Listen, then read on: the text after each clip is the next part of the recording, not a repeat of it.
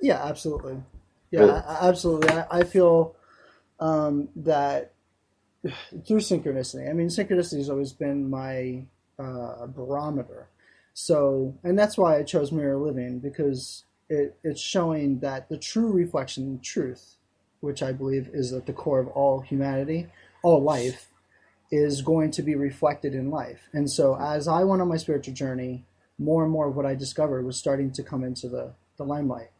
And then I realized I'm touching on something here. You know, God's bringing something to me and allowing me to somehow, you know, I'm not saying I did anything. I'm just saying that reflecting, just looking at the reflections of truth coming back through Tesla per se, and Carl Jung, you know, they finally released the Red Book.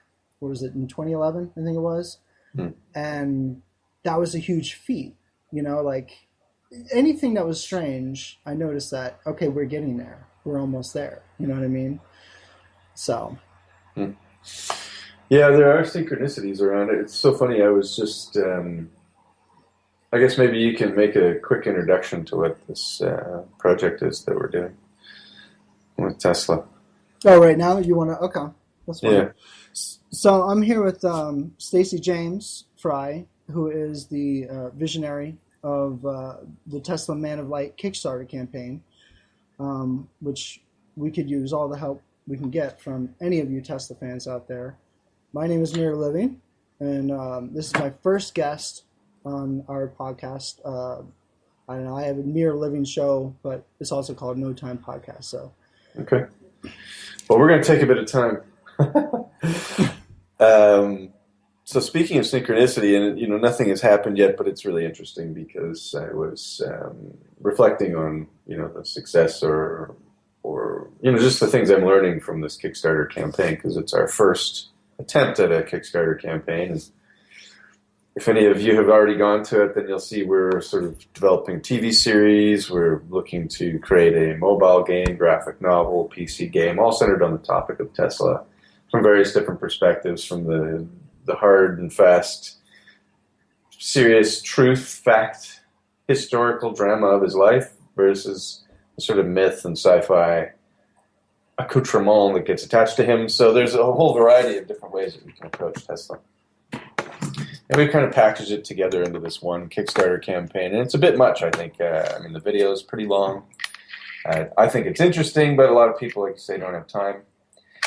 So they might get bored, or maybe it's too intellectual or whatever, but it isn't converting. We had over 150,000 visitors to our page, and we've only got like 36 backers. So I guess I'm not really promoting it that well, but I'm being realistic at the same time, because I want to learn, you know, what is going to be successful on Kickstarter, and in general how we're going to get this Tesla story made into a long format multi-series television drama with sci-fi elements.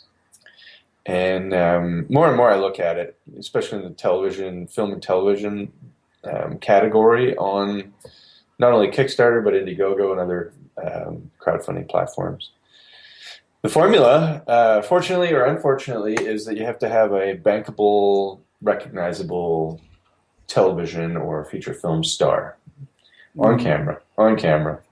True. And so, you know, when I saw you know, even though Fred is there, Fred Fuchs is one of our team members. Fred is, you know, has a historic career.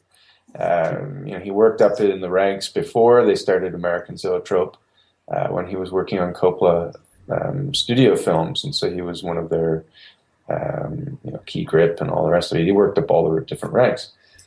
Then when they launched American Zoetrope, between Lucas and Coppola and Scorsese was around, and of course anybody who knows the Zoetrope history, or maybe doesn't, I'll give you a little Cole's notes.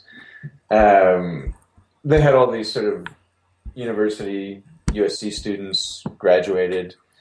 Coppola was the only one who really had a career already going. He pulled all these people together because they were doing stuff. He liked what they were doing. And then they created Zoetrope and moved to San Francisco to say, hey, we're outside of the studio system. And that included Lucas and Scorsese and Brian De Palma and Steven Spielberg and a whole variety of other people. And they were, you know, making these early Zoetrope films. And Fred was part of that. And suicides and so on and so on and so on. Oh, and my favorite film that he did is actually something called New York Stories. It's not actually the best film, but it's interesting because he got 3 people directing that one film. He had Woody Allen, Scorsese, and Coppola directing that film, and that was Francis's brainchild. So I really love him for having done that. It's just one of those sort of landmark films that very few people really know or have seen, but it's worth seeing just for its uniqueness in film history. So I'm obviously a film guy. I obviously love this kind of stuff. I love the world, because people who do really good film, the creative process is very difficult, involves a lot of elements. You obviously have a lot of business sort of interests involved. And so anybody who can actually make film from an artistic point of view and do it to the level that these guys have done it at various times in their careers, it's just, I'm very respectful of it. So it's an honor for me to be working with Fred. He's involved in our project. He's one of our guys. He's on the video, so go to our page, Tesla Man of Light, at Kickstarter. Go to kickstarter.com and type in Tesla Man of Light. You'll get to hear from Fred. So he's had this participation involved, and I thought maybe we would leverage his history in the industry to get this big response. And that isn't the case so far. And so the formula is to have a superstar. So back to your story of synchronicity, I was just thinking that. And I was thinking who would be the best. And then, of course, you go online, you start goofing off. And there was that protest in New York and really all across the States where they were protesting. I think it was fracking, oil and all that. And DiCaprio had stood up in front of the United Nations Assembly and spoke. Even though he's talking about tax credits, which in my opinion is a scam, he's nevertheless kind of a poster boy now for any kind of environmental movement. And what could be more environmental than free wireless energy? So I thought to myself, well, wouldn't it be interesting to pull him into this project, repackage it, redo the video and all that? And then I was trying to finagle a date out of this woman. Because I'm single right now. I was in a long-term relationship, and I'm single for the last year. So I've been dating, and I wanted to date this girl outside. And I'm in Calgary, Canada, which is not exactly the mecca of Hollywood. There are some shots. There are some series being shot here. There's Fargo, the TV series, being shot here. Hell on Wheels, the TV series, is being shot here. Christopher Nolan's new film, Interstellar, was shot here. Inception, portions of Inception were shot here. There are things that get shot here, but it's not exactly the mecca. So when she says to me, "Oh, how's your Kickstarter going?" I say, "Well, I'm looking to repackage it with a star." And she goes, "Well, DiCaprio's in town." And I'm like, "Really? Oh, that's interesting." I didn't respond with a really like that because I keep things to myself, but I was just surprised. It's like, oh, that synchronicity thing. So anyway, I wasn't able to run into him because I went to New York to meet all the Tesla people for the debut of Tower to the People, which, by the way, is an excellent documentary. If you haven't heard of it, it's called Tower to the People. It's directed by Joseph Sikorsky. It was debuted at the New Yorker Hotel. This is for all you Tesla files. It was debuted at the New Yorker Hotel October 4th, and I was there, and a lot of people were there. And actually, there was another film guy there, Jim Jarmusch, who's done a lot of good films, like Dead Man with Johnny Depp and Ghost Dog with a few. Well, he's like an underground director. He's Canadian as well. But anyway, he was there, and I didn't realize it, but he's a really strong supporter of Tesla and the whole story of Tesla. So I didn't get a chance to meet our friend DiCaprio. But it's in the works to meet the people essentially who live here in Calgary who are friends with him. And I'm going to have a meeting with them on the 20th and show them what we're doing and tell them what I want to repackage and see if I can get him involved and so on and so forth. So that's fantastic. Yeah, it'd be cool. It'd be very cool. Now, another thing is that WME, which is one of the largest talent agencies for Hollywood stars and writers and directors and so forth, up against CAA, which is the biggest one, creative artists. They have a division for Kickstarter, for crowdfunding in general, where they they match projects with and her department does this specifically, so it's possible we'll be able to find some other people. There are a lot of people, actually. There's a long list of people who are interested in Tesla. Obviously, Christopher Nolan with his foray into that and the whole teleported man concept. Prestige. And the Prestige with David Bowie playing him, but Christian Bale is very interested in playing Tesla. He was circling another project along with Nicolas Cage around the idea of portraying in feature film format. I heard about that. The feud between Tesla and Edison, which I think is actually the wrong way to go. I mean, I understand how it would probably work well in a film format, but I don't think film format is really the way to go with Tesla. There's just too many projects. There's just too many sub-characters. They're not even sub-characters. They're main characters that circled around Tesla.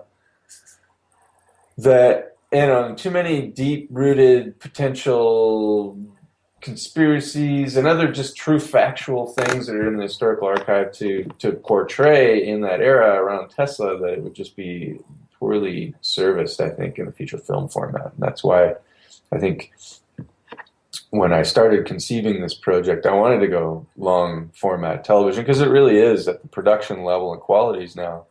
You can do very high-end sci-fi drama, historical drama, and it feels like feature film.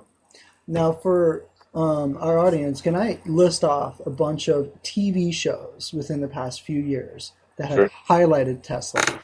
Sure. One is a recent one I found was Artful Detective, which is like a period series. It's called something else, something mysteries too, but Artful Detective. And they mentioned Tesla. There's a whole episode of Tesla, and then there's an episode about the electric car, and then there was another episode. They did 3 or 4 episodes highlighting either his inventions or Tesla himself. But then you have Falling Skies, which Noah Wiley is an executive producer, and he is in this last season that they mentioned Tesla a few times, and in the new show, Librarians, which he's also, I think he's the producer or creator of, that's going to be on TNT. In the trailer, they mentioned Tesla as well.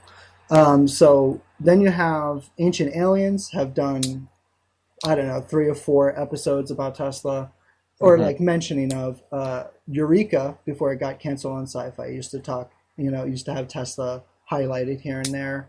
Jesse Ventura Conspiracy Theory. He did 2 episodes mentioning Tesla stuff. 10 Things You Didn't Know About with Henry Rollins on History Channel. I think Joe Rogan on Sci-Fi also touched on Tesla. Oh yeah, Joe Rogan, yeah, he does. And then there was that Dracula TV show that I kept hearing about. I never watched, but they said he was like a Tesla. And I was like, that's really strange. I didn't even know how they connected that, but... Yeah, they didn't really connect it very well, and it was a slick show, and it has this element of Tesla-like quality. I mean, the mythology of Tesla, being able to manufacture ball lightning out of his hands, and it's weird stuff that has, in some cases, been verified, in other cases, not. Yeah, I didn't watch too much of it, but I saw it was the guy who starred as Henry VIII in The Tudors, and I don't really like him that much. As a protagonist. I like him as an antagonist. I like him as a villain, such as in Woody Allen's Match Point. He's great as an evil person. I think I hear he's not actually that easy to work with. But anyway. Well, I just wanted to highlight that so people see, I think TV, and people don't realize TV has a huge impact on Hollywood, not just society and everything, but Hollywood in general, because now you have more and more actors. I don't remember his name at the moment. Adrian Brody, he did Houdini recently on History. Did. Yeah. So that's the reason when I saw it was going to be a TV series, that's what we're looking to do. I was like, yeah, definitely. I think that's the easiest, quickest, and best way to get a huge buzz going. Yeah. Well, I look at series that are similar. You get Boardwalk Empire, which Scorsese was the title director, even though he only directed the first episode. He helped put it out there. It's more his genre, obviously, crime. But it's that era. And then you have Downton Abbey, which is, exactly the same era in England. the BBC, I believe, or it's Masterpiece Theatre. And if you haven't seen it, by the way, it's amazing. It's great. It's Jeremy Piven plays a